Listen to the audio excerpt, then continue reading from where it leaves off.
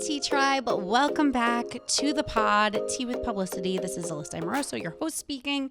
I don't know why I just introduced myself like that, but I'm in a giggly mood. What's that thing from TikTok? Like, I'm just in a silly, goofy mood. Oh, yeah. Sorry about that. I'm just in a silly goofy mood. Mackenzie's here with me. Hello. I want to... Okay, first, if you guys follow me on Instagram, you know why I'm giggling right now, because I did a Ask Me Anything on my stories, and I was like, ask me anything, and someone wrote, what is the favorite item that you've splurged on? So I took a picture of my ring explaining how I bought this ring for myself when I turned 30 and when I got my new job and blah, blah, blah.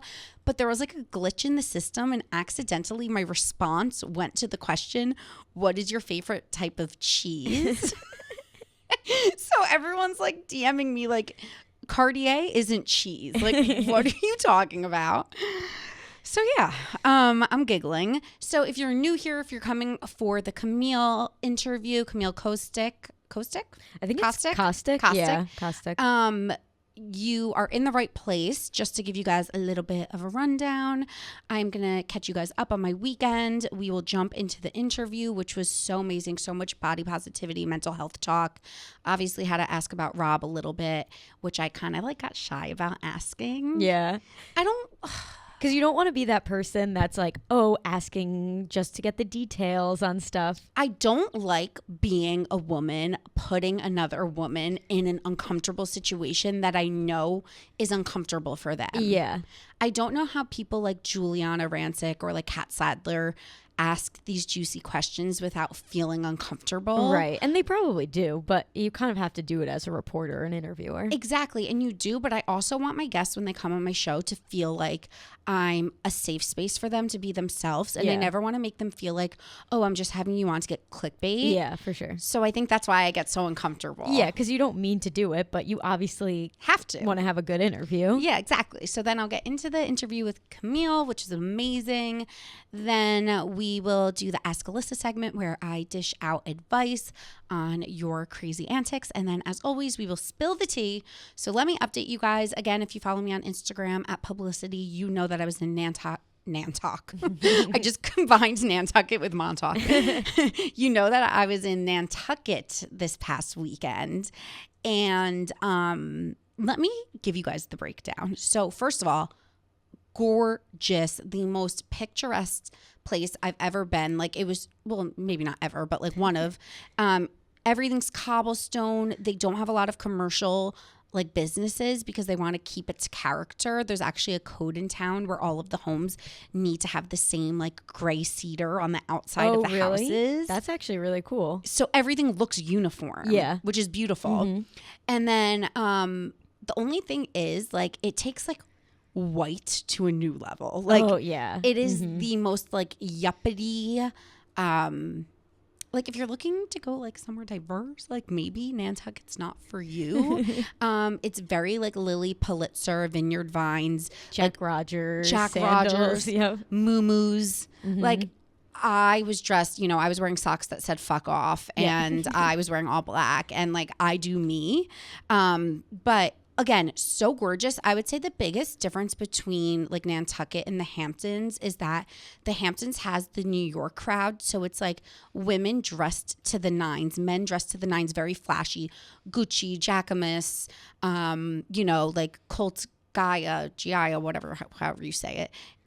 Just really Revolve, and then Nantucket is very much J. Crew, Vineyard Vines, Lily Pulitzer, kind of boring, and everyone's very New England. A lot of the people were oh yeah, I work on a boat, or I work, I'm from the Cape, or I'm from Massachusetts. So it was a different vibe, kind of. I feel the Hamptons too, there's different parts of it, so it's kind of a wider variety of people that live there and go there for the summer. And I feel people live there year round more so than people live year round in Nantucket. So it's a little different. I was asking my Uber drivers, so if there's, is there a Target? Yeah, you're do you know, I love to ask that when I go to quaint places. They're no, there's only a Stop and Shop and 2 gas stations, and that's the only things that are commercial. Oh my God. And I was so what do you do if you want to go to Target? And she's oh, we go to the mainland. because it's an island. Yeah, so they call it you the never really mainland. think about that. Yeah. Oh my gosh, that's so funny. So I was like, oh my God. But anyway, so we flew in Thursday. Our flight was delayed, and you know the bar Gray Lady in New York City, or just like the term Gray Lady. I knew that Gray Lady was a Nantucket themed bar, but what I didn't realize until this trip was that they call Nantucket the Gray Lady because it's always gray and like there's always like a fog over the island. Yes. Okay, that's so our interesting. flight kept getting delayed because the freaking Gray Lady was. Oh, you couldn't see in the sky. Couldn't see. So the way there, we were delayed, but it was still fine. We got in by noon. I posted the full itinerary to my Instagram stories under my highlights, under lists. So if you're interested in like restaurants, recommendations, all that, you could just check it out there. But we just had so much fun. Like there was gorgeous restaurants. The food was absolutely incredible. We checked into our hotel, and like I booked this in like January when I was going through my whole like I hate COVID, I need summer plans stage. I think I talked about it. And what happened was I just like found this room, and it was 4 adult bunk beds, queen size bunk beds. And I was like, this is like too good to be true. Yeah. And we booked it. And I asked my friend Britt, who's from like the Boston area, I'm like, what do you think of this hotel? Mm-hmm. She was like, I've stayed there. It's a great location, but they're renovating it. So you're going to like get the renovated. Oh, like the nicer one. Yes. Mm-hmm. So when we went, it was like their week that they opened. Oh, wow. And it was like a soft opening. I posted a video on TikTok of the bunk beds. It went completely viral. I got 3 million views. Like insane. So crazy. I loved sleeping in adult bunk beds because I was in a queen bed by myself. Yeah. With curtains. Right. I felt like I was on like a high-end tour bus, but also like when you have anxiety and you know you just want to shut yourself off to the world, that would be my dream bed. Yeah, perfect. Just sitting there. Also, that it was a queen bed too is really clutch because you think all things like that are just twin beds, and I have a full-size bed at home. So right. For me, I was like starfishing this bed. Yeah. We would cry laughing at night because they were like heavy duty wood. So like we couldn't even hear each other. Oh, really? Oh, wow. Like we could, but we couldn't. I'd be like, guys, I'm listening to my TikTok. Could you hear it? And they'd scream, no, I can't hear it. Can you hear my phone? It was so funny. That's hilarious. And it also brings back like memories of when you're young, having sleepovers, bunk beds with your siblings and stuff like that. It's so much better to have your own bed than like sharing a queen size with a friend all weekend. Yeah, oh, definitely. And I'm sorry if I'm getting your hopes up about this cool hotel because it's booked for the next 3 years. That's insane. I think partly thanks to my TikTok. But we went out to one of the bars one night and like there was this like dad there. We called him the sugar daddy. Oh my God. Because he was like, these young boys started talking to us. Everyone was either like 22 or like 55. So that was just like between, the other vibe. So we were talking to these young boys who were like 23. They're like, we're in from LA. Like, we're like this guy's our investor. So we like start talking to the investor. Yeah. I start talking to him. Turns out he's a radio show he's a radio host in Boston. He knows Dave. Oh my God. Of course. Obviously. Also Dave, guys, if you don't know, is like from the Nantucket. Like he goes to Nantucket a lot, has a house there or something. Yeah, and people on the island, like, they were hooking us up left and right because of Dave. Yeah, you're like, I know Dave, yeah. I didn't even name drop him. It's just like people know Barstool because Barstool's in New England. Like it was founded in New England, in Boston. But anyway, so we met this like sugar daddy who like was buying us our drinks. That was really like the extent of it. Yeah. Then, one of the girls from the Tea Tribe, shout out Brittany, worked at this place called Lemon Press, which was so good. They actually had they had my dream breakfast. I think breakfast is one of my favorite meals of the day ever. And we would go there every day. I'm going to explain to you guys my breakfast. Your stomach's going to be growling. We got, it was a bowl with cheesy scrambled eggs, vegetable hash. So it was like potatoes, zucchini, like cauliflower, avocado, hot sauce. What else was in it? And then we would get like this like spicy aioli on the side. Literally bomb. So Brittany hooked us up all weekend. She like kept giving us like pressed juices. Yeah. And it was just so nice to like see one of like my followers like in the flesh. Yeah, that's so cool. It was so fun. I like absolutely loved her. She was such a doll. So hi Brittany, I know you're listening. And then I do have a PSA in my notes to never, and I repeat, never, mark my words, do not buy nipple tape from China. Oh. when you like took them off? Oh no. My friend had like a flower. Yeah, like the petals or whatever. Petal shaped like red mark around her nipple for like a day. Oh my God. I felt like I don't even like consider myself someone that has like hair on my nipples. I felt like I waxed my nipple. Ripping it off, yeah. You guys, if you're going to buy nipple petals, like go the extra mile and spend like the $10 extra. Yeah, it's not even that much. Don't buy the ones from Amazon. I'm not even kidding. We all four of us wore them, and we were sitting in the room in unison going, oh my God, the worst. Screaming, pulling them off like, no, that's horrible. I can picture it almost like having to do that, and it was like the scene from 40-Year-Old Virgin. Oh yeah, when he like rips out, he's like Kelly Clarkson or whatever he says. Yeah, that's so. Yeah, I needed to let the Tea Tribe know. I was spend a couple extra dollars; it'll be worth it. Okay, and then one other thing I want to talk about, and then I'll jump into the interview. Oh, there's two more things. Okay, one of them I'll save for the Spill the Tea segment. And then the other one I'll tell you now. I have this thing about me where like every single time I fly, I make best friends with the person I sit next to on the plane. I don't know what it is. Like, I think it's because I'm a nervous flyer and they pick up on it. So then they just end up talking to me. Mm-hmm. So I met one girl on my way home from Coachella, Bryn, adorable, follow each other on Instagram. Another girl, Sophia, we met coming back from Scottsdale. Still Instagram friends. That's so now fun. I met this woman, Meryl, yesterday. She's a producer. Oh, wow. She came out with the show Girlfriend's Guide to Divorce on Bravo. Oh, okay. Like, big time producer. We talked the whole time. She was holding my hand. Oh my God, incredible.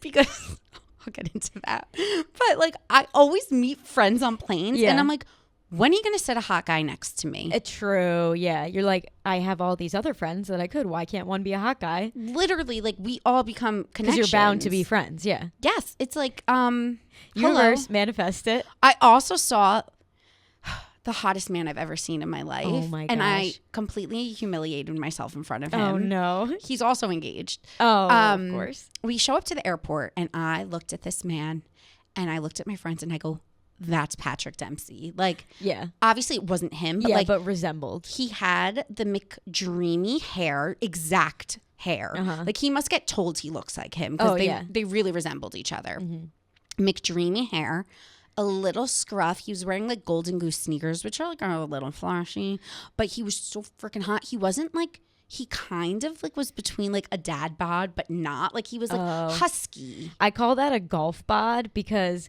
golfers are like obviously really athletic, but they don't have to be as athletic as like a Olympian. That's exactly. Even though some of them are Olympians, but they don't have like six packs because they're not like running around and like they're training obviously, but they don't need to be in tip top shape. So they have like a little bit of like a chub, but like they don't have a six pack, but they're not like dad bod. It was 100% a golf bod. So it's like in between. It was 100% because he was like broad, but like not like didn't have a belly. Oh yeah. So like exactly. I was like, like that is a man. Yeah, like, exactly. He is hot as hell. Like I was so into him.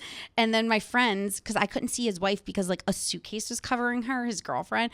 And then my friends were like, yeah, well, did you see his fiance's ring? And I was like, who? You're like, no. Who is she? And like, of course, she was like stunning. No, like, sorry, that was bitchy. She was pretty. I don't mean it like that. I was going to say she was like your typical, like, that's who they'd be cast with in a movie. Yes, yeah. Like she was your typical skinny, preppy blonde with like the hot guy with the great head of hair. Yeah, of course. And I was like, why do the guys like that never go for the curvy brunette with the big boobs? Yeah, exactly. Like, what about us exotic girls? It could be me, yeah. It's like, it's always the preppy blonde. I know you're it's blonde. It's like typecast, yeah. It was like, this is like a movie. Yeah, right. You know? Like, yeah, I was just like, ugh. Like a rom-com. Yes. Where like the ending is always like they fall in love and they end up together. So predictable. They're going to have some kids. That, you know, they live in the suburbs. The big preppy wedding at the mansion. They Their both summer house. Yeah, Golden Goose sneakers. They had early boarding. Oh, of course. I was like, they would have early boarding these two. Classic. Classic. I sound like such a hater, but I was just like, I love this man. Like, I really am into him. Yeah, yeah. Okay, I'll save my other topic for the end of the podcast, and we're going to get into the interview with Camille right now. It was so good. She's so amazing, and I'm making her send me bathing suits from her collection because they sound incredible. Oh my God, no, when she said that, I was like, wait, I need to go look because I didn't even know that she had bathing suits until you brought that up. I know, because I was doing my research, and I was like, ooh. Yeah, and I need like a good bathing suit, I feel like, for the summer because all mine are just from like Target, which they're good ones, but I feel like they're just like all like old at this point. It's nice every summer to invest in like one or two like more expensive, right, nice like ones. Plain that you can like mix and match. Yeah, no, totally. Okay, guys, here is the interview with Camille, and then hang around. Okay, guys, I am here with Camille. Everyone was so excited, Camille, so thank you so much for joining me. Oh, good. I saw that when you guys put out a little teaser. I was like, wait, I love this. Oh, I always love to tease just to get some questions. And like the overall consensus was just people being like, oh my God, I love her. She's so great. Aww. Yeah. Oh, good. I love that. One question that someone asked me that I wanted to start with because I just thought it was so true that they were like, how is she always so happy and positive? So like, do you choose to wake up and be like, I'm going to make my mindset good today? Like, what is that? Is it natural? That's so interesting. I actually just was, because today is, exciting launch day of the magazine. I was on the website right before I started this little press tour this morning, and I was going through some of the videos, and I actually talk about that. And it was cool when we did the sit downs this year. We really opened up about a lot of our struggles and a lot of things that we're going through, and things that we've probably been quiet about or not always talked about.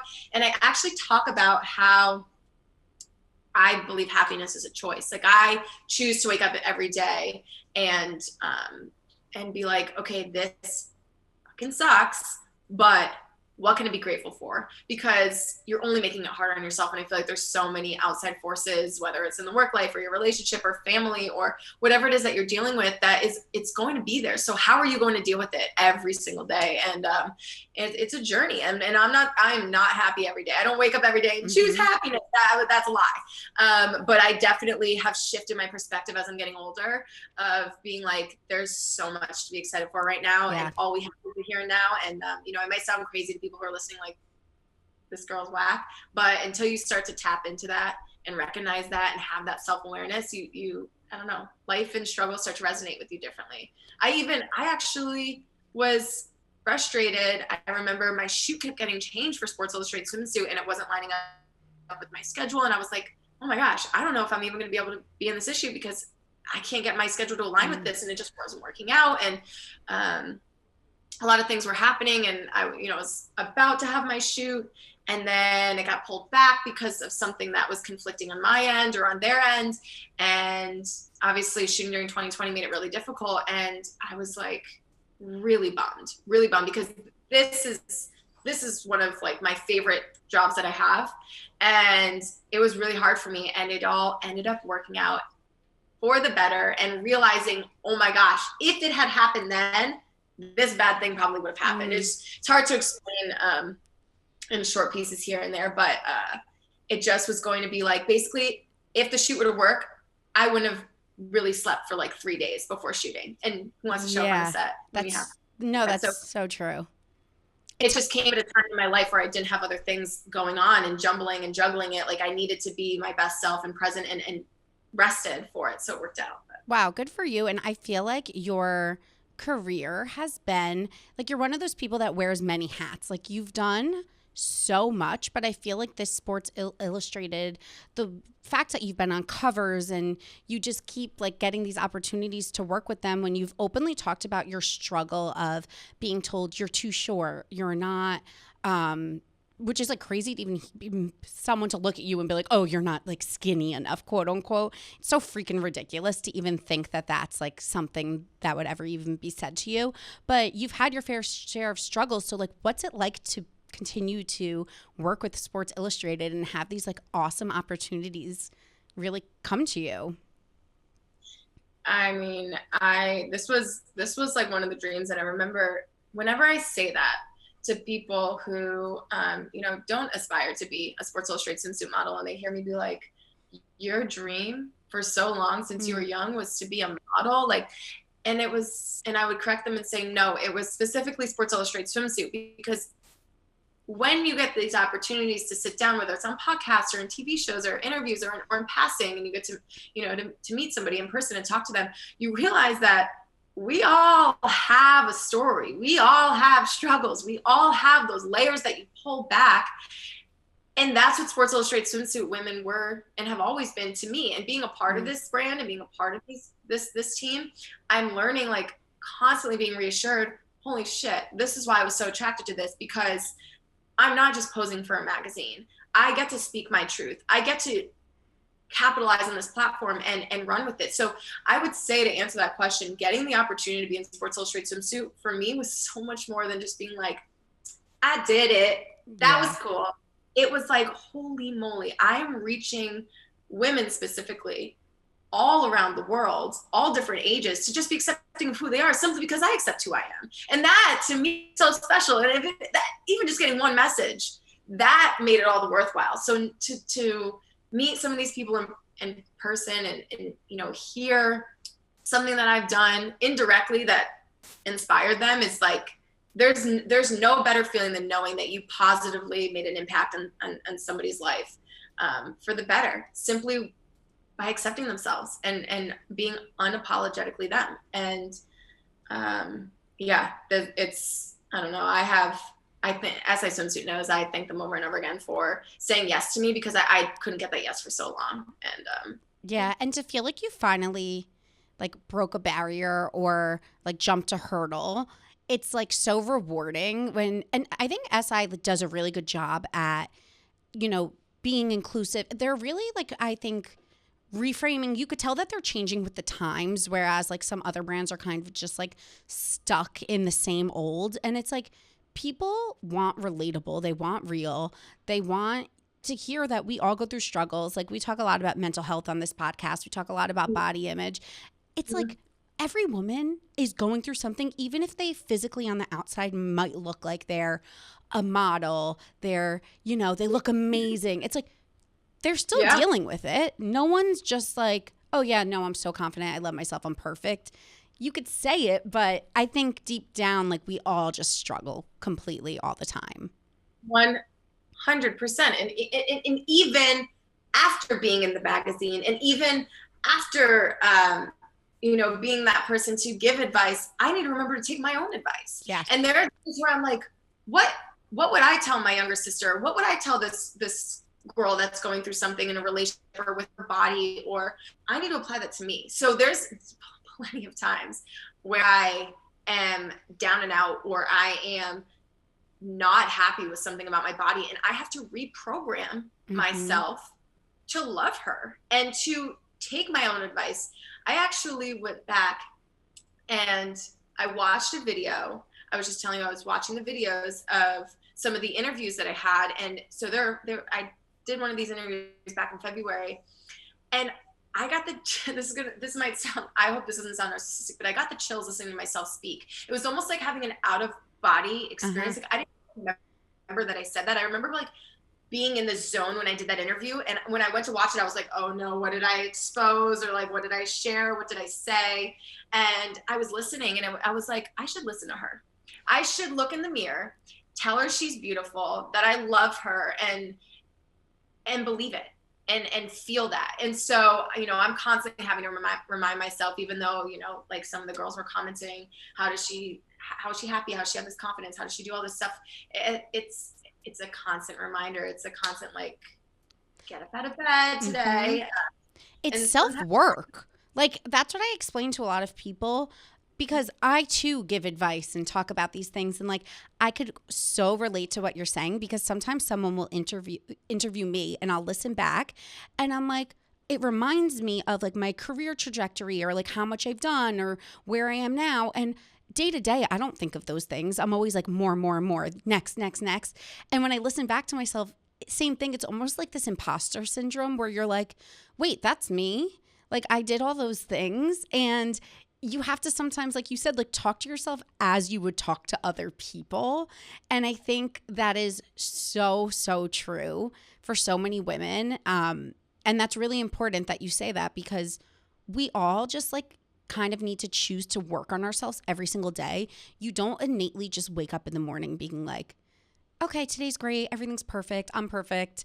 Let's just get the day started. It's like you have to literally be like, okay, I'm choosing to love myself. I'm choosing to not analyze everything I'm eating or everything I'm doing. Like, is it hard to kind of have that self-love, but then also want to like maintain also looking a certain way? Yes. And it's one of those things where you start to shift your perspective on things. I say this, I've said this in a handful of interviews, but when I shot for Sports Illustrated Swimsuit for my very first time in 2017, I was not in the best shape of my life. I was honestly, I wasn't very happy with where I was at physically. And, you know, when, I don't know, if I had years before, if I knew November 2017, I would be shooting for the very first time for Sports Illustrated Swimsuit, I think I would have like obsessed in a bad way, but it just like it was coming. And I was in such a good space mentally. Like I was just so happy with the people that I worked with and that team and the way that they made me feel and accepted me as is in the casting. And everything just happened so fast. You know, when I submitted that 60-second video for Swim Search, just open call, no representation to my dream job, I threw it out there. Yeah. I was hoping it would catch and stick. Little did I know, not only would it would snowball and snowball and snowball, and rookie year would turn to cover year. And it's just a reminder that all we can be, I'm going to be redundant, a broken record is the here and now, because all of these amazing times have flown by. And I look back and I remember being so frustrated with my body, but also remembering how much more my mindset won that over, and how I remember more of how I felt than what I was physically looking like in the moment. I remember like looking at the photos and being like, shit, why didn't I work out harder? Or why didn't I, put down the Snickers ice cream bar? Like, why didn't I? But now, 4 years later, oh my God, I look at those photos and I'm like, who was she? Why was she even upset for a second? I had prayed for these moments. And in those times, I wasn't even hard on myself in the times. I just remember like dissecting the photos after the fact. But now I look back and I'm like, I just want to hug her while she was looking at those pictures. Isn't it crazy too? Like, I don't know I feel like every woman's gone through this. When you feel your like fattest, let's say 5 years ago, you look now back at it and you're like, what the hell was I thinking? I was great. I was amazing. It's like in hindsight, I was fine. And like you said, you just want to hug that person that like at the time didn't feel good enough. And you look back at it with so much like love and you're like, you looked great. And so I totally, totally relate to that on so many levels. The more that I have conversations about body image and self-acceptance, the more that I realize like we are all we have. Why are we going to war with ourselves? Why battle with her in the mirror? And I'm not saying that you need to look in the mirror every day and love where you're at. You don't have to do that. It wouldn't be fun and interesting and new in life to not have goals to set. I think healing scares the shit out of me. Now I'm talking about emotionally, like mentally, spiritually, because every day you have to heal because something new is coming into your life. Like you could have a great week of meditation, good people, you're around good energy. And then you could literally go into the workplace or get a text or get a call or get whatever it may be. And you got to reset. And but I also find so much excitement in that because we're like never satisfied in all aspects of our life at all time. There's always going to be something that's lacking. And once it's fulfilled, I almost feel like, what's next? It's like something always has to grow. You're always learning from something. You're always developing. There's always growth every day.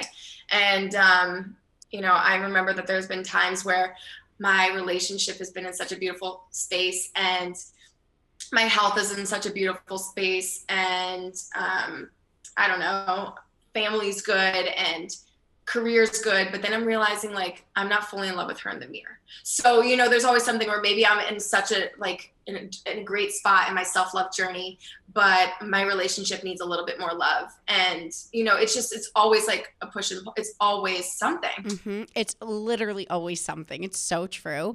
I think also you have the extra layer of you know, when you sign up for a life of being in the public eye, that also comes with criticism and backlash. And you're in a public relationship with someone else that's high profile.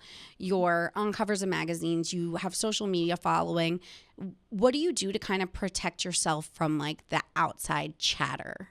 I still work on it. I'm probably in the best headspace dealing with that because I can't help but I just know, they always say, what's the saying? Like, don't say to others what you wouldn't want said to you.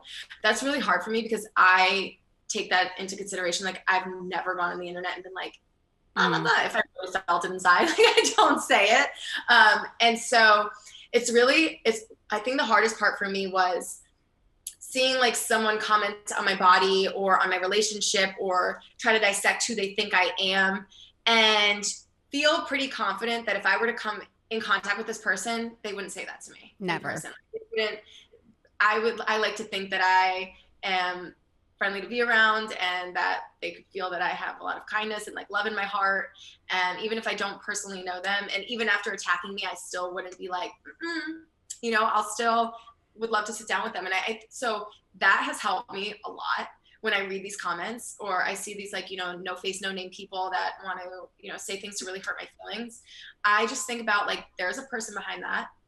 And if I were to sit down with that person, they would probably not say that about me. So it's because they don't know me. So, you know, my mom, my friends, my boyfriend are constantly like there to reassure me and be like, we know who you are. You know who you are. Mm-hmm. Let the rest out, you know? So, but it's upsetting when you know, that's, I don't know, you exist every single day and you have people who don't even know you and just want to, you know, tell you they think you are in 1 second from one thing that they've seen or one thing they've noticed, or I don't know, just want to put you down. So I think that's my greatest advice to give to other people. If you see someone coming at you and attacking you, it's most likely from someone that you don't know.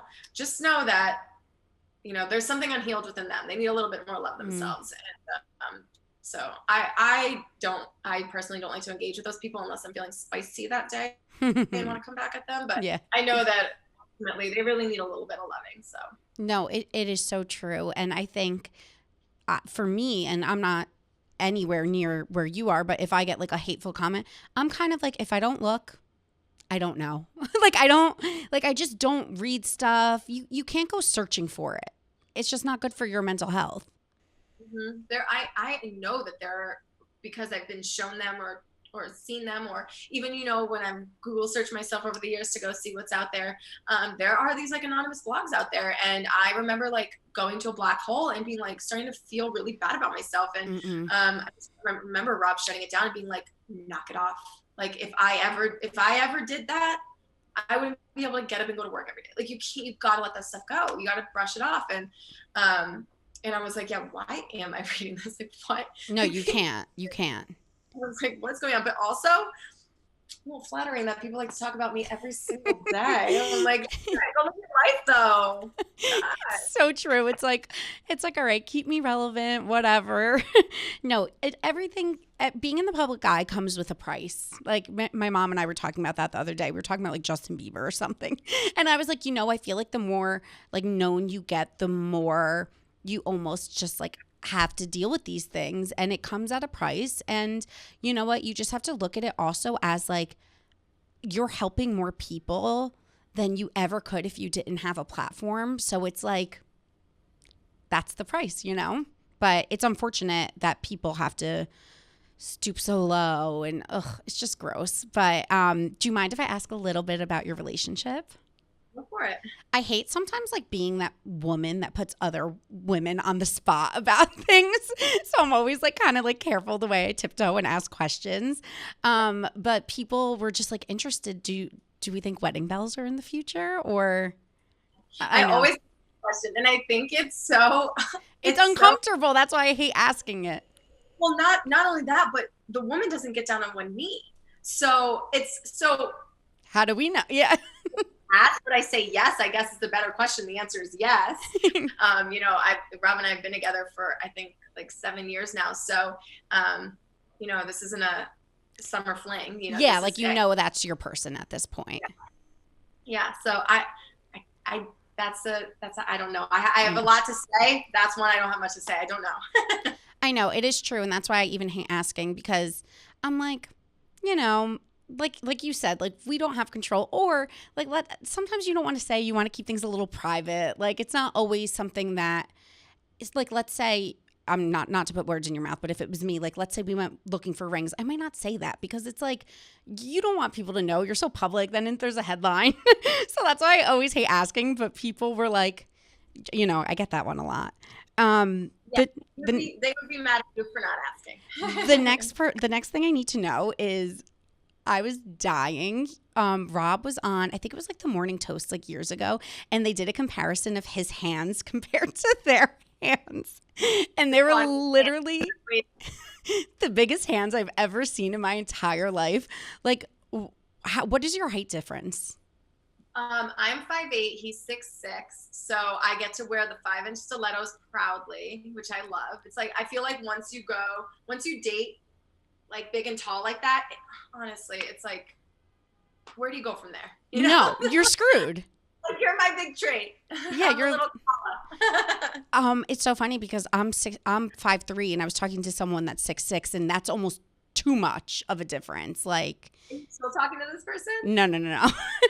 But you just can't, like, I'm almost so short. Like, you're 5'7", like that's better. Yeah. It is a nice height. And then one other thing I saw online that I wanted to ask you about was like a swimsuit line that you came out with. Yeah. I think that's so amazing. It was like a body positive swimsuit line, comes in multiple like size categories. Can you tell me a little bit more about that? Because I just like love that. We need to get you in a suit because they are just, I mean, I'm in love with them. So I just know what I like. And I know when I go out, I don't like patterns. I like things to be like versatile. Like you can like wear it underneath like a blazer top or like anything where like something might be showing, and dress it up, dress it down, whatever. I love, because I'm packing all the time. I want pieces that like can travel and go place to place. So totally, that's a big part of how I design the suits. Was a lot of them are like one pieces with a little wedgie thong. If you don't want to put your cheeks out on the beach, pull your jeans up over it, and it works perfect. No underwear lines, and you've got a bodysuit now. So I mean, I wanted something that hugged the curves in all the right places and laid flat, no like cutting in, no digging in. A lot of the backs are tie backs so that you can fit it comfortably to your liking without it pinching into the skin. Personally, every time I design a dress, like I will set the straps. I'm not wearing the swim top now, but I like to, there's a difference between having a strap set right here and set out. It just creates such a beautiful moment for like the chest, for the collarbones, and then I call this like your little chicken nugget right here. Anyone who's listening on the podcast won't know what I mean. Maybe they will. That little like kind of folds over your sports bra or your bra, or your dress, and you just always want to like put your hair over it and cover it. I set the straps nice and thick along to fit along that part so that it lays flat, and it's just beautiful. It's flattering, and I just took all the designs that all of the little like tweaks and cuts that I design a dress, and I put it into a suit, and I think there's something for everyone in there. I'm already designing collection number 2. It's just, there's a lot going on, but it's all exciting. Me and my friends were talking about this like last week at dinner, because her and I both have like big boobs, and we were like, if we can't fit in larges or like an XL in tops, like even when I was in like middle school and like way thinner, I still was like a large. I'm like, so what are people that are bigger than me wearing? And we were always saying like the bathing suit industry is like the weirdest with sizing. I agree. Like my sister's like 5'8", 120 pounds, and like she's a large in a top. I'm like, if she's a large, what is everyone else? So there is such a need on the market, and I'm so happy that you did something. It sounds like you were super intentional about the design too. Like you said, the back that ties, because we're all shaped differently. Like my boobs sit high on my chest, so I need adjustable straps sometimes because adjustable back. Everything. I even have a one piece that is an open back, because who doesn't love like a sexy open back moment? But I don't like that then there's no support in the front. Yeah. Because you're compromising that bra strap in the back. So I have ones that are lined and lift just in the front, have the capability of doing that with having that sexy, open back. There's so many styles. I'm like, can't even think of like any of them right now, but there's just a lot of things that I've always wanted in a suit that I put into a suit with this. Oh my God. No, my audience is going to go crazy over these because everyone, I feel like there's just such a need in that market. There really, really is. So I think it's great that you came out with something. Thank you, Camille, so much. Could you tell us about everything, plug your socials, the magazine? Yes, so Sports Illustrated Swimsuit 2021 is out now. You can grab it on the stands. I believe in most places it'll officially be out in stands on July 22nd on Thursday, so go grab the issue. Yeah. There's some pretty epic icons on the cover, Meg Thee Stallion being one of them. And yeah, we're all really excited about it. I'm back for my 4th year, and you can find me at Camille Kostek on Twitter and Instagram. I'm not very active on Facebook, so forget her. Yeah, and I feel free to message me, talk to me about relationships, body, image, ask me questions. I try to be as attentive as I can when I'm on flights. It's like the best time to get back to people. But I love, if you're going to follow me, I love engaging with my audience, and always love the love and support and like to give it back. I love that so much. Thank you so much, Camille. It was so nice getting to know you. Oh, thanks. It was so nice to know you. Hopefully I'll get to meet you in person and get like. I know. You got to come into the office next time you're here. I know you know all the guys. Yeah. Yeah. Amazing. Thank you, Camille. All right. Thank you so much. Bye. Have a good one. Yeah. All right, guys. Straight into Ask Alyssa. No one, the Tea Tribe, does not disappoint. So we are going to get into your questions. There was one person that I was like, I need more details. So it might be kind of long, but I like to get the tea so we can get the full picture and really give our advice. Okay. She said, ask Alyssa. I've been dating my boyfriend for 4+ years now, and his mom legit hates me. She refuses to even be cordial with me. This last weekend, my boyfriend and I got back from my birthday trip, and she told him he needed to get right back on a plane and fly to California for his brother's thesis presentation. My boyfriend said no because 1, we just got back from our trip the weekend before and are behind on work, and 2, he knew I wasn't invited and didn't want to go without me. I told him it was fine, but he said it's ridiculous. It has gotten to this point. He told his mom, and she freaked out and said it's all my fault. He's not going, and that I am manipulating him to not go to a family function. She went even further and said I could come, but stay in a separate hotel than the family, just so my boyfriend would come. I guess my question is, how the heck do I even navigate this? / do you have any tips on what to do? By the way, love you and the pod. So then I messaged her because I'm like, why does this mother-in-law hate you so much? Right. So I said, any details on why she may hate you? Because I was like, what are we missing? Is there a reason? So she said, holy shit, you actually responded. Literally love you. And basically, I have an inkling of why. I was the first girlfriend to come into the family dynamic. My boyfriend has 7 other brothers. Oh, wow. And we were the first ones to move off the East Coast together, take trips with just the 2 of us, etc., spend holidays together. So my boyfriend and I think she might not like that I'm changing how they do things, and we are not doing things, and we're doing things on our own. My boyfriend tries to talk to her, but it literally goes in one ear and out the other, so both of us are just at a loss at this point. So then I said, because again, I need more tea. I said, and you're friendly to her, ? I just love to get the deets, blah, blah, blah. She said, I'm completely cordial. I've tried to do the normal things like, oh, do you need help in the kitchen when she cooks a meal? Or if I'm coming over, I bring her a gift like wine or beer or something like that. I text her happy birthday or happy Mother's Day, or really on any holiday. It generally got worse when me and my boyfriend decided to move to Texas for my job offer. After that, she started to stalk my social media and see what we were doing, would always ask my boyfriend when he plans to move back, and she would ask him to come home on very short notice, so he would pretty much have to say no, and then she would do a rant of how I'm not letting him go on his own.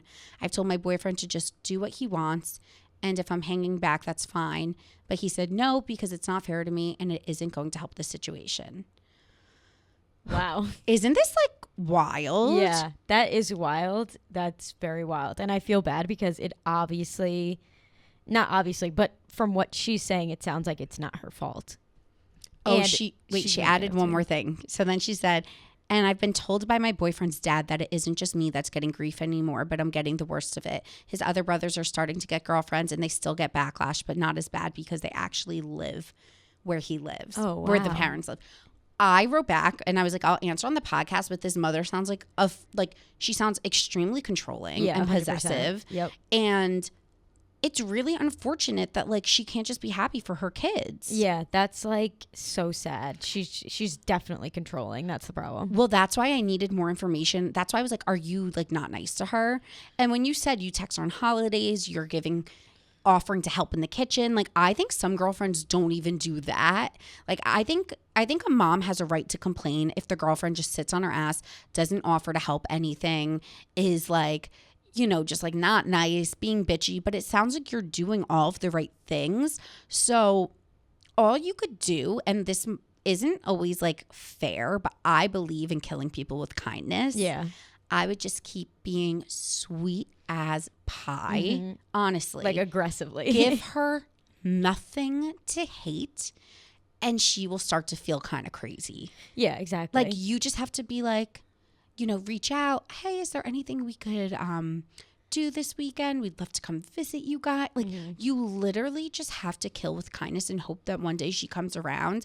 It sounds like your boyfriend kind of sees his mom's like true colors, so he's kind of like, ugh, so annoying, which is good that he's on the same side. But at the same time, like, you don't want to never have like a relationship with your future in-laws or put your boyfriend in a situation where like he's losing touch with his family. Yeah, it's definitely hard, but from what she's saying, it sounds like the boyfriend is defending her, which is really good. And then also the last point she made about the dad saying something as well, that's obviously good for her too, because it seems that the common denominator is the mother. And I think sometimes there's just certain moms that are very like protective over their kids, and they were when they were young, and they don't really grow out of it. Yeah. So them moving away is like triggering because she can't see him and she can't understand that like they have their own life together. Yeah, it's really, really unfortunate. I think you always hear like moms are obsessed with their sons, and this woman has 7. Yeah, that's wild too. Like she's like, my sons. Yeah, exactly. I think I saw a thing one time. It was on Nick Vile's podcast from The Bachelor, and they were like, I forget who the guest was, but they were talking about how men have confidence because of their mothers. It's because like they're mama's boys, and the mom is always like, I love you, and You're like so great. Yeah, and like hypes them up, and so that's like, they just have moms, and the mom is like so protected over them that they're like so confident because they're like, yeah, my mom loves me. Why wouldn't anyone else love me? You know what I mean? It's so But true. it's like kind of like that, where like this mom is like so protective over her kid that she can't understand that And- like he's going and doing And his I think own thing. she's so jealous that he moved for your job. Yeah, You that's- didn't move for his job. Because don't forget, even though she's a woman, other women, especially generations above us, like they're like, you know, be a stay-at-home mom. Women don't have to work. Your job's not as important. Right. In her head, it's probably like a little bit of like internalized like misogyny, where she's kind of like the girl should like go after the guy for his job. Especially if she has 7 sons, she was probably in a situation where she was kind of like a stay-at-home mom, which is not a bad thing at all. But she probably kind of wants the girlfriend to fit that mold too. Yeah.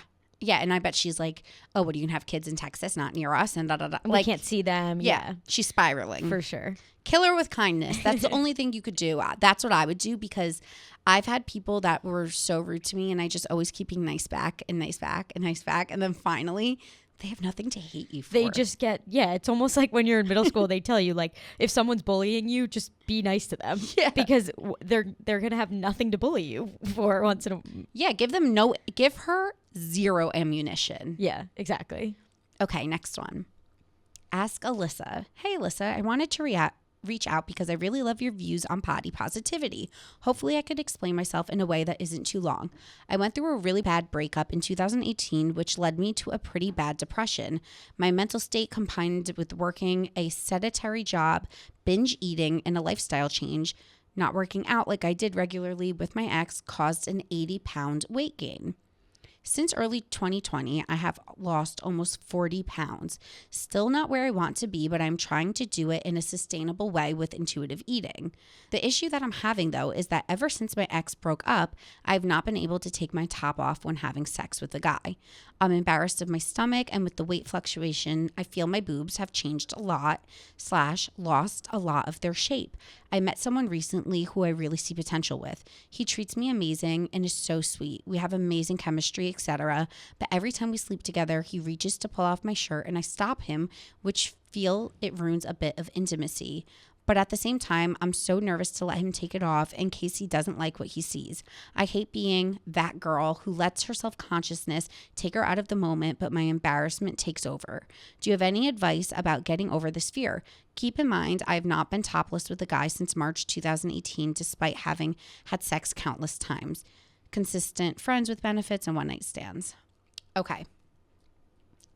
I relate to this on a lot of levels because in 2018 is also when I feel like I went through a depression and put on weight.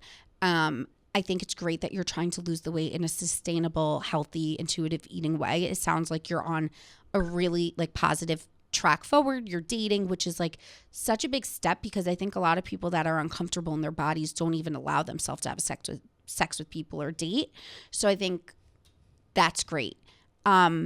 If this guy likes you and he's super nice to you, girl, be comfortable because he's making you feel comfortable. I think something you could do is, I'm going to give you really weird tips, but I think these will work. Have sex in the dark. True. Go buy a hot lacy bra that kind of shows your nipples through it, but keep the bra on. And you could always pull your boobs out of the top of it, which maybe will prop them up a little bit. Mm-hmm. And just wear a pretty lacy bra. So then you're not feeling like they're flopping around. Yeah. Lay on your back.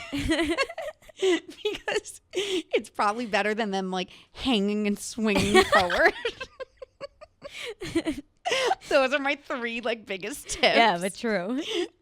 Great tips, by the way. Incorporate all 3. And honestly, if he wants to take your top off, he wants to take your top off. Yeah. He doesn't care. Right. And if anything, he's probably wow, I wish she felt more comfortable around me. Yeah, exactly. So, I think if he really cares about you, he literally will not care at all.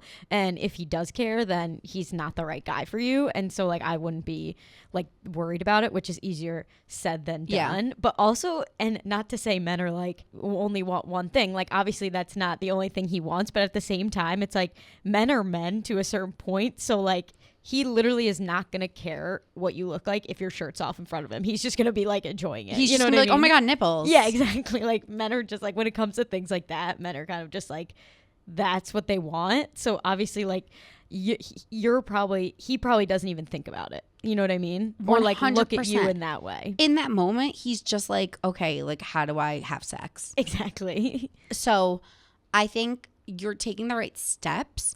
And you just now need to work on that inner confidence piece. And sometimes you could feel more confident without physically looking any different whatsoever. Mm-hmm. You need to literally just be I look great. This position works best for me. This bra makes me feel confident. This wearing high-waisted undies. Again, buy a sexy little lingerie set that's a high-waisted pair of undies that kind of hit you at your thinnest part of your waist to cover your stomach, and then a little lacy bra. Mm-hmm. And have sex in the dark. Yeah. There's plenty of ways to fix it. Yeah. I think go about it. I think once you rip the Band-Aid off, you'll be fine. Yeah, you'll be comfortable enough after one time that you just won't even think about it anymore. Yeah. Yeah, once you do it once, he's seen it all, girl. Yeah, exactly. Who cares at that point? And Mackenzie said, if he cares, that's not your guy. No, exactly. Yeah, for sure. So I hope that those tips help. As someone with big boobs, I know I get it. Mm-hmm. But I think you'll do great. We're doing a lot of body positivity ones today, but I feel like they're good considering we just had Camille Kostek on, it's good vibes. Mm-hmm. Okay, so she wrote, curvy and confident. I've been a curvier girl my whole life, and even at my leanest weight, I still had a double chin, especially being an influencer on social media. It's only made me even more self-conscious of it. I've been looking into air sculpting. It basically uses laser technology to break down the fat and then sucks it out. It's less expensive than lipo, less invasive than than lipo, less recovery time, and still gets great results. I've heard other influencers' experiences with air sculpting, and they say even 1 or 2 years after that, they would do it again. The problem is my boyfriend doesn't approve. He thinks I should just keep working out and the fat will go away. He says I'm beautiful the way I am, and he's nervous about me getting surgery even if it's less invasive. He just doesn't understand that this is a confidence thing for me. He's offered to help me pay for it and even take me to the appointment, but my concern is that he will secretly judge me for it. Hello, anxiety. We've been together for 7 years through multiple weight fluctuations, both of us, and I just don't want him to think I'm lazy for not working out instead of getting rid of my double chin. He just doesn't understand. What are your thoughts? So many thoughts. Oh. Okay, I have a double chin and I freaking hate it, and I've looked into like chin lipo and stuff and would totally consider it, by the way. I don't know like why I haven't. But I think the thing is, same as you, like even when I was like 110 pounds in like 7th grade, I still had like a little bit. It's genetic. It's not weight related necessarily. Obviously it gets bigger with weight gain, smaller with weight loss. But like some people just like have like a little like pocket of fat there. Yeah, I have it. Like my sister has it. Everyone in my family has it. It's just a thing. Yeah. And then I've seen girls that are way heavier than me with the most gorgeous jawlines I've ever seen. Right. And then I'm like, they almost don't even like, they appear so thin on like Instagram stories or whatever because their face is so thin. Yeah. Like it's just, we're all made different. Exactly. And I think your boyfriend, get over your anxiety about it, because it sounds like although he's like, you're beautiful, you don't need it, he's also like, hey, I'll help you pay for it and I'll go to the appointment. Right. Go to the doctor, get the consultation. They're going to tell you exactly what I just told you. It's not a weight thing. It's genetic. You're going to tell him that. He's going to get it.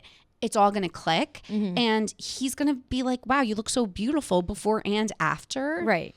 I hear this a lot with guys where they're like, girlfriends want to do tweaks and the guy's like, I love you how you are. I love you how you are. I think they're scared you're going to come home with an entirely different face. Yeah, like you go on like Botched or something. Yeah. I don't think they realize like it's a little tiny tweak. It's not even going to be noticeable to anyone but you two. Like, yes, it's just a thing. Like, I have had friends who, like, have wanted Botox, and their boyfriends are like, no, don't get it. And then they get it, and the boyfriend's like, wow, you look 5 years younger. Yeah. It's like, okay. Yeah. Also, men, he's not the one doing the research or anything, so clearly, like, she knows more than him. I had a friend that wanted lip injections, and she didn't tell her husband and just came home with them.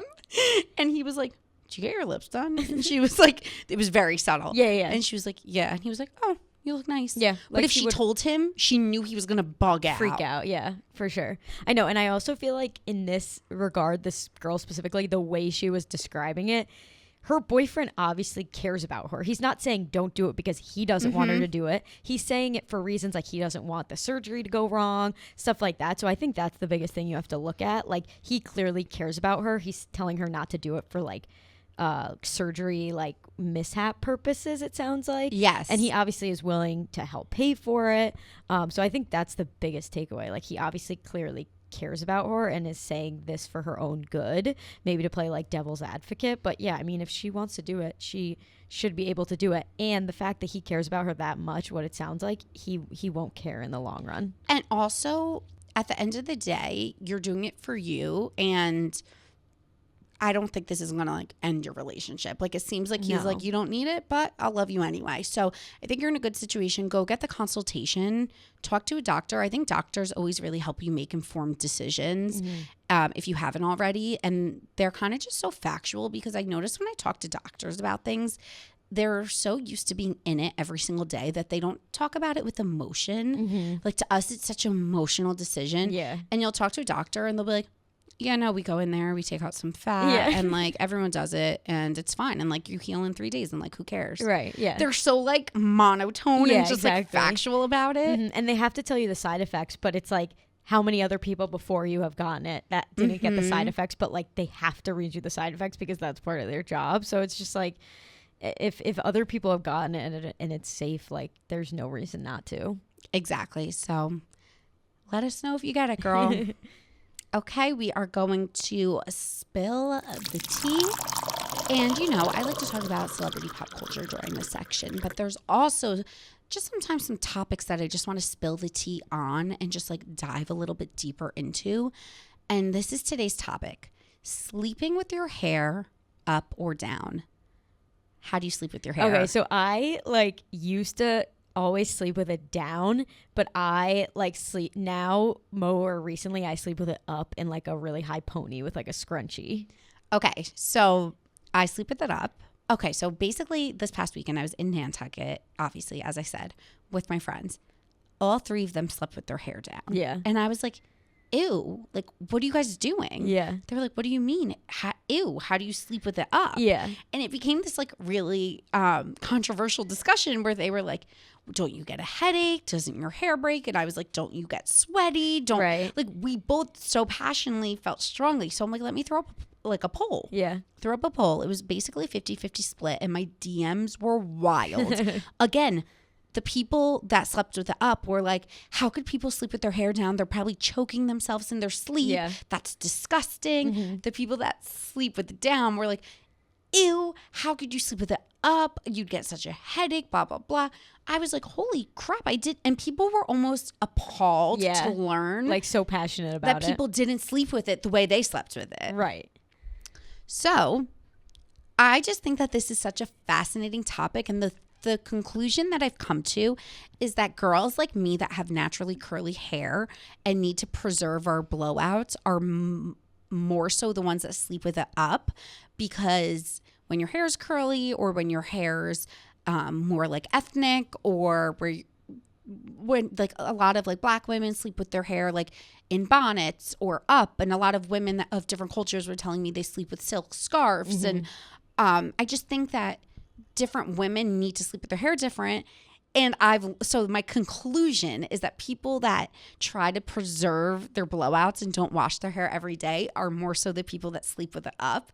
The girls with like the naturally straight hair that wash it every day sleep with it down more. Yeah, for sure. I know, because I have naturally like curly hair, but I usually like blow it out or straighten it every day. That surprises me. I know. It's like, it's not like super curly, but it's wavy. Mm-hmm. But since I've gotten that, the hair dryer that is like a round brush. Yes, yeah. I'm like obsessed with it. So I dry my hair like pretty much every time I shower. But I also don't wash my hair every day, like, because it stays fine, and I like use dry shampoo a lot. So I can't. Like, I only wash my hair twice a week. Yeah. Oh yeah. If that. Yeah. Mm-hmm. I like, you just can't. No. At least for me, because my hair is so curly naturally. My also like I think it's called like a cowlick or a cowlick or something, cowlick. And I have that in the back of my head, so Me it like too. grows in different directions. I think that's what it is, kind of like your hair Right here, this crown of your head is the hardest part to straighten. Yes, and it's so weird. I'm like, do I go this way? Do I go this way? Like, I can't tell where it doesn't like fall, so you have to like force it one way or the other. So I feel like when I sleep with it down, it like forces it so far one way that it's like flat on my head almost. It's like almost like bald spot. Yeah, exactly. So when I sleep with it up, it kind of like preserves it almost, I guess. I don't know. That's so true. Okay, and then another thing I want to spill the tea on. I started watching Sex Life. Oh, I need to watch it. I meant to watch it yesterday, and then I got too busy. So I watched up until the penis, and then I shut it off. I have to continue watching, but like I just needed to get to that point. That is an elephant trunk. It's insane. It's wild. I literally only just see an elephant trunk when I look at that thing. And I think someone was saying, they're like, when someone saw it, they were like, green screen that, like, and make it bigger. But he says, like, he comes out and says, like, no, that's it. That's the real thing. I thought that people were being dramatic when everyone's like, it's so big. Oh yeah, me too. I'm like, that is petrified. I kept pausing. Yeah. Just like, you got to check it out a little bit. I just, from every angle, I was like, like, you're like, how is that even possible? I was just like, what is this? Also, I wasn't expect them to give it such a zoom in. Right. Yeah, I know. It's so funny how they like have it. Pardon me? Like, we're going to go this close up. Yeah. It's so wild. Overall, the show sucks. It's a Hibley. Yeah.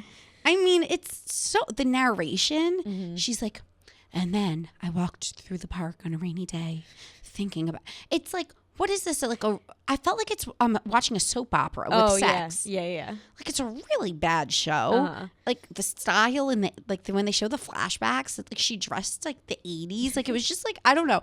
I think the show's really, really bad. But I love it. Like I'm gonna keep watching. Obviously, yeah. Huge Hibley. You need to know how it ends. Yeah. I'm caught up on Love Island UK. I'm caught up on Love Island US. I'm having a hard time watching these shows at the same time and getting the people confused because there's like the exact same typecast on each show. Yeah. Like the blonde girl, the black girl, the tattooed guy, the former professional athlete. And I'm getting their storylines confused because I think they use the exact same formula for the casting. Yeah. Mm-hmm. Do you know what I mean? Yeah. It's like every time, like The Bachelor, like there's always the one villain. There's always the former professional athlete. So I'm like, wait, so who did what? And who, like, I'm just getting, so it's kind of hard watching them both at the same time. But I mean, I'm obviously going to keep watching. Katie's season, as you guys know, like, we stan Katie. What else is on TV? I don't know. There's not that much going on in pop culture. Some people think Kourtney Kardashian's pregnant. No, people think she's married or engaged. Oh yeah, because they were in Vegas. There were some signs. I wouldn't be surprised if they're engaged. Like I don't really feel either way. Like I'm really happy for them if they are. I think there's a chance that they honestly could be. Yeah. And if they are, good for them. Yeah. They're a great couple, it seems like. What other couples are in the news this week? I feel like, you know, the whole thing with like Justin Bieber yelling at Hailey Bieber, which I don't think he was yelling at her. I think he was like passionately explaining something. Oh, yeah. I think it came out too that someone put up that was like there or videoing something around that. And they were like, no, he was just describing like his performance or something. Exactly. And he was like excited about it. Exactly. Yeah. It's like, oh my God, people just run with it. That's like if I was just talking to you the way I was just throwing my arms at talking about something. Right. And then they're like, Alyssa, yelling at Mackenzie. Yeah, exactly. It's like, okay. So yeah, I don't really think there's like that much tea at the moment. I've was doing the binge with Pat recapping The Real Housewives, and we were on hiatus because we want to I honestly stopped watching The Real Housewives of New York. Like it's not a vibe. Yeah, no. We need to rethink the whole Bravo concept. Maybe we just talk about like a slew of things versus like just recapping one show, which I prefer to do. I think, you know, it's kind of a test and learn. Like you try something out, you learn. Yeah, like Housewives just like not doing it for me. Mm-hmm. I'm really deep just into like the Netflix shows. Outer Banks is coming back out. Can't wait. I need to watch Virgin River. Like I'll probably start that this week, and I'll update you guys. Also a Hibley, completely awful but so amazing. Like just major Hibley. Okay, that's it for this week. If you're new here, Hibley is hate it but love it. It's when you hate something so much that you love it. I coined it, and I will be back next week. If this was your first time listening to the pod, don't forget to subscribe, rate, review. Love reading your reviews, and I'll see you guys next Tuesday.